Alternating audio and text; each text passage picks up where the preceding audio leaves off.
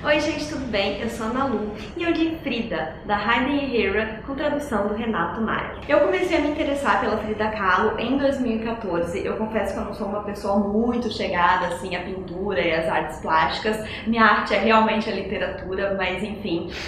Quando eu assisti uma peça baseada na vida da Frida Kahlo, que foi montada na escola de teatro que eu me formei. E a peça foi incrível, assim, ela foi dirigida por um dos melhores professores da escola e eu fiquei realmente muito emocionada, muito encantada com a peça, assisti mais de uma vez e foi ali mesmo que eu comecei a me interessar pela Frida, tanto pela obra dela quanto pela vida dela. Quando eu fui falar nessa biografia, foi ano passado, eu fiquei com muita vontade de ler. Eu ganhei ela no ano passado mesmo, no meu aniversário do ano passado, mas assim, né, é um calhamacinho, acho que tem mais de 500 páginas ou algo do tipo, são 600 páginas, mas tem muita coisa de nota de rodapé e apêndice, então devem ser mais ou menos umas 500 de texto, e eu sabia que a história em si seria densa também, né, além do volume de páginas, então a gente sempre tenta se preparar um pouco mais para um momento em que a gente vai poder se dedicar melhor à leitura. Então fiz essa leitura esse ano, eu fiquei com ela do final de fevereiro até o meio de março, então foi uma leitura que me acompanhou aí por 2 semanas e pouquinho. Ela realmente é densa e muito intensa. A Hayden Herrera, ela é historiadora e crítica de arte, então é uma biografia bastante detalhada, bastante minuciosa e tem muita análise das obras também, né? E eu acho que não teria como escrever uma boa biografia sobre a Frida sem fazer as análises das obras dela, porque a obra dela é bastante autobiográfica, bastante íntima, e então falar das obras também é falar da alma dela, e não teria como separar uma coisa da outra. Mas enfim, vamos conversar então um pouco sobre esse livro aqui. Bom, vou começar falando então dessa questão da arte autobiográfica dela, né? Eu sabia que a Frida tinha pintado muitos autorretratos, ela é famosa por isso, inclusive, mas eu não sabia da ligação tão profunda que eles tinham com a vida dela e como ela se retratava muito metaforicamente nessas obras, e como avaliando elas profundamente a gente consegue perceber detalhes que retratam passagens de sua vida. É claro que eu nunca conseguiria fazer isso sem uma crítica de arte me contando essas coisas, mas enquanto ela ia descamando essas pinturas e eu ia olhando para elas, eu ia encontrando essas coisas. Outra coisa que foi curiosa de descobrir em relação à arte da Frida é que, tudo bem, mais uma vez, eu sabia que ela pintava muitos autorretratos, mas eu não sabia que ela tinha uma ligação tão forte com a exposição da imagem dela. Eu não sabia que ela gostava tanto disso. Eu sempre brincava que essa fridacalização do mundo devia fazer a Frida ficar se revirando no túmulo, porque eu achava que ela, sei lá, que ela era uma pessoa mais reservada, até por conta dos inúmeros problemas emocionais e de saúde que ela teve ao longo da vida, mas não, é justamente o contrário. Ela sempre quis ser uma figura muito pública, ela sempre quis que esse carinho viesse, ela sempre quis que ela fosse vista, que ela fosse desejada, enfim, e né, conhecendo o íntimo dela através dessa obra, a história dela, enfim, a gente consegue perceber que isso é por causa de uma forte carência e insegurança que ela carregava, né? Será que esse foi o jeitinho que ela inventou antes das redes sociais de suprir a sua carência, espalhando a sua imagem por aí? Enfim, acompanhando a narrativa da vida dela, inclusive, a gente consegue perceber por que ela se tornou uma figura tão mítica, né? Ela tinha uma imagem muito forte, muito marcante, ela era muito vista, muito desejada, ela tinha um talento inegável, mas são coisas que, assim, separadas, não necessariamente lançam uma pessoa figura de mito, que foi o que aconteceu com ela. Tem muita gente que tem muito talento por aí e que vai morrer sem que a gente saiba, mas eu acho que todas as questões da vida da Frida acabaram se juntando a isso. O fato dela ter tido a saúde sempre muito frágil, então ela teve poliomielite aos 7, o que resultou com que ela ficasse com uma das pernas bem mais fina do que a outra. Aos 15 ela sofreu aquele trágico acidente, que eu acho que é um desses momentos históricos que a gente nunca sabe quando foi que a gente ouviu falar pela primeira vez, a gente simplesmente sabe. Então eu sinto que eu sei desse acidente da Frida desde sempre, né? mas eu queria bastante ler mais sobre ele nessa obra e realmente a autora ela vai contar com detalhes, porque foi um dos fatos mais marcantes da vida da Frida. Ela tinha 15 anos, ela estava no ônibus escolar, foi atravessado por um bonde e ela teve o seu corpo empalado por uma barra, acho que essas barras de segurar do ônibus, entrou pela barriga dela, atravessou ela por dentro e saiu pela vagina. Ui, dá muita agonia pensar nesse acidente. Toda hora que eu penso nele eu fico bugada da cabeça. E assim, foi um acidente ao qual ela sobreviveu por milagre, mas sobreviveu com ressalvas, né? Porque ela ficou com muitas consequências que foram sentidas ao longo da vida dela, tanto fisicamente quanto emocionalmente. Fisicamente ela ficou com graves problemas de coluna, então ela sempre tinha dores de colunas fortíssimas e mais emocionalmente foi a questão da maternidade que não lhe foi possível. Ela chegou a engravidar 3 vezes, mas perdeu as 3 vezes e isso marcou muito a sua vida. Muitos de seus quadros mais fortes retratam metafórica e literalmente essas dores causadas pelos abortos. Então a gente tem quadros com fetos ensanguentados ou com ela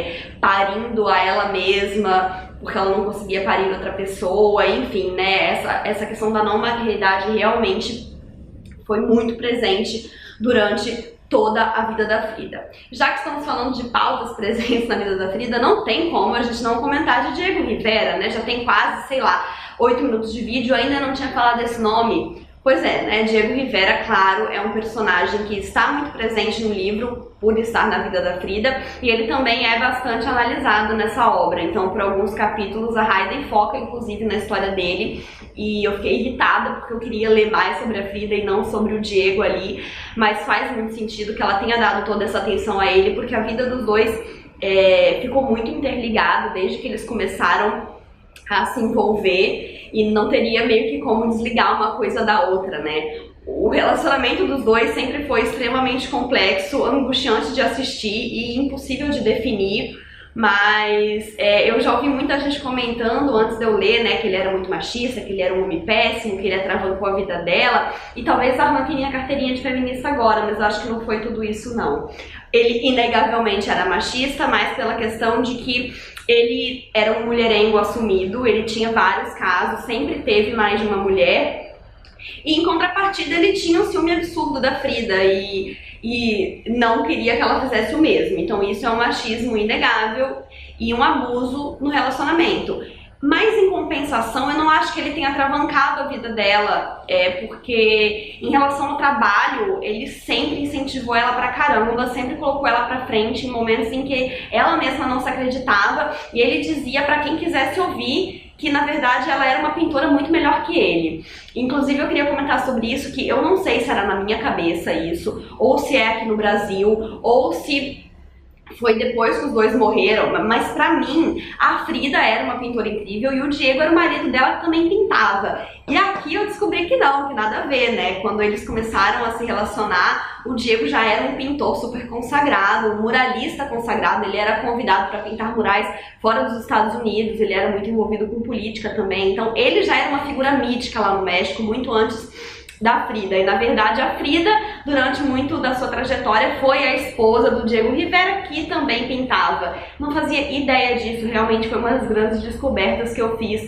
com esse livro. Inclusive, falando, né, da carreira dela, outra coisa que eu não imaginava era que a Frida não foi uma figura mítica em vida.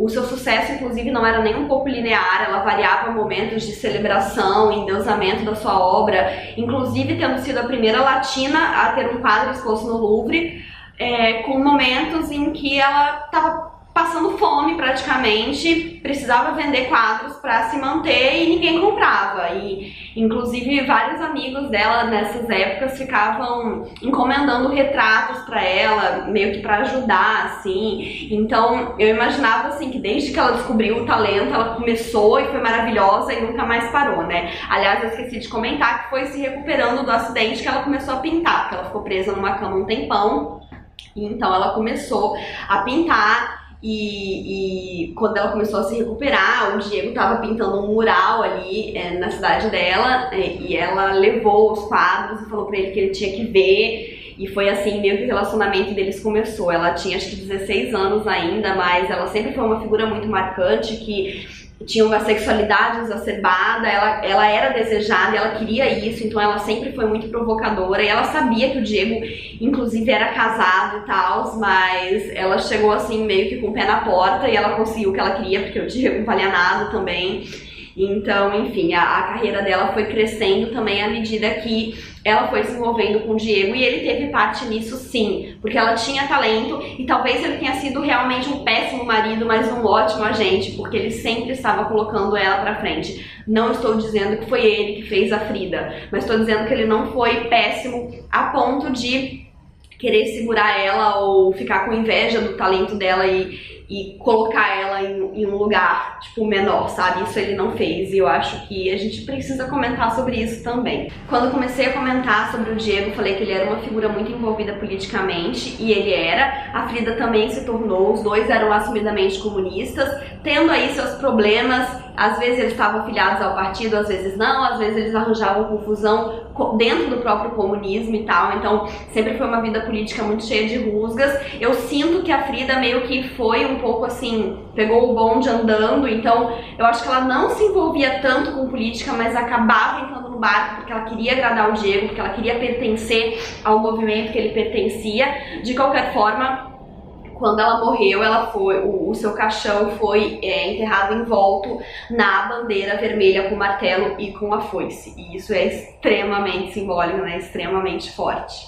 E já que a gente chegou na morte, né, é importante comentar sobre essa passagem também, porque foi um momento muito intenso da vida da Frida e, consequentemente, do livro. Porque os últimos anos de vida dela não foram nada fáceis, assim, todos os problemas de saúde que ela tinha foram se intensificando.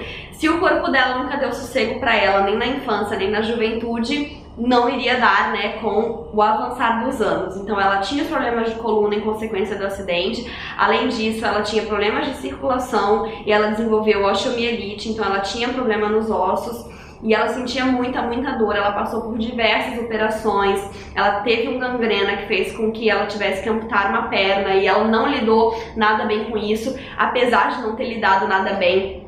É dessa passagem da sua vida que vem a célebre frase "pés para que te quero se tenho asas para voar", que ela eternizou em uma obra nessa época, acho que meio que tentando aceitar ela mesma, que ela podia voar mesmo sem os pés. Mas não foi tão fácil assim, pelo que a gente lê no livro. Ela ficou bem abalada com isso. Na verdade, ela estava muito abalada durante todos esses momentos. Ela variava momentos em querer sair do hospital e viver, com momentos em que ela queria se entregar. E ela morreu pouco tempo depois da amputação dessa perna por causa de uma embolia pulmonar. E claramente, assim, exausta de lutar, né? Quem conta sobre isso pra gente, né? Os amigos próximos que relatam e que passaram tudo isso para a escritora, deixam claro que ela já não aguentava mais, assim, acho que viver com dor, com intensas dores é muito difícil, né? E a Frida sempre foi muito intensa, então ficar confinada e sendo refém do seu próprio corpo deve ter sido muito difícil para ela. Falando em intensidade, né, eu comentei em algum momento aqui de raspão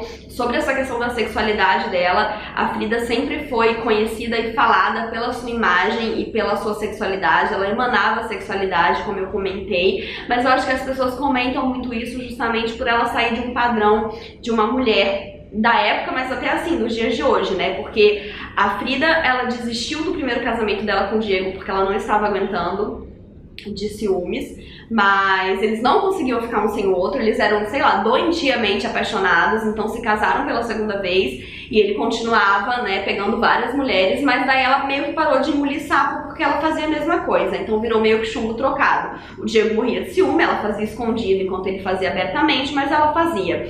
E além da sexualidade forte, que eu acho que fica marcada também pelo fato dela ter declarado interesse por outras mulheres e a bissexualidade não ser bem resolvida na nossa sociedade, né? Todo mundo sempre acha que os bissexuais são mais sexuais do que as outras pessoas porque elas se atraem pelos dois gêneros, né? Na verdade uma coisa não tem nada a ver com a outra, mas enfim.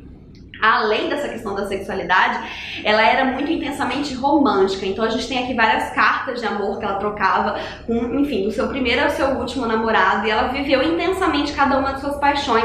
Nenhuma delas foi tão profunda quanto a que ela sentiu por toda a sua vida por Diego, né? Então ela teve algumas paixões por outros caras, mesmo enquanto ela estava com o Diego, mas nada nunca se comparou ao que ela sentia por ele, mesmo que ela mergulhasse de cabeça em todas as que ela sentia. Enfim, né, para além da vida e da história da Frida, eu acho que é importante a gente comentar que esse livro faz um passeio brilhante pela paisagem artística do México no século XX e até comparando a arte que era produzida lá com os movimentos artísticos do momento europeus e americanos. E uma coisa que eu achei muito interessante foi descobrir que como o movimento surrealista era visto, né, pelos movimentos americanos e europeus e pelos latinos, porque a arte surrealista meio que foi criada ou declarada, né, ali com a produção cultural da América Latina, mas os próprios latinos não se sentiam fazendo arte surrealista. A própria Frida sempre falava que por que as pessoas falam que a minha arte é surreal? A minha arte é totalmente real. Ela é real pra mim, ela é real porque eu tô mostrando o que eu vejo e o que eu vivo. E eu acho que é uma questão muito de bagagem cultural, né? Porque eu acho que realmente, se a gente para pra pensar, os americanos e europeus devem achar surreais muitas coisas que acontecem e aconteciam na América do Sul. Então, pros próprios pintores do movimento surrealista, eles não eram surrealistas, eles só estavam mostrando a própria realidade, que a América do Norte e os Estados Unidos nunca entenderam e nunca fizeram questão de entender também. Então é isso, gente, é um livro grosso, que você tem que ter interesse para ler, né? Eu acho que ninguém vai querer ler um livro sobre a Frida Kahlo se não se interessar pela Frida Kahlo, ou pelo menos pelo movimento artístico, pela pintura, enfim. Mas para quem se interessar, é um livro que eu recomendo, é um livro muito bem escrito, muito completo, que eu gostei muito de ter lido. E é isso, gente, eu espero que vocês tenham gostado desse vídeo. Não esqueçam de se inscrever no canal se ainda não forem inscritos, deixarem o joinha se curtiram, porque isso ajuda muito o canal a crescer. Um beijo e até a próxima. Tchau!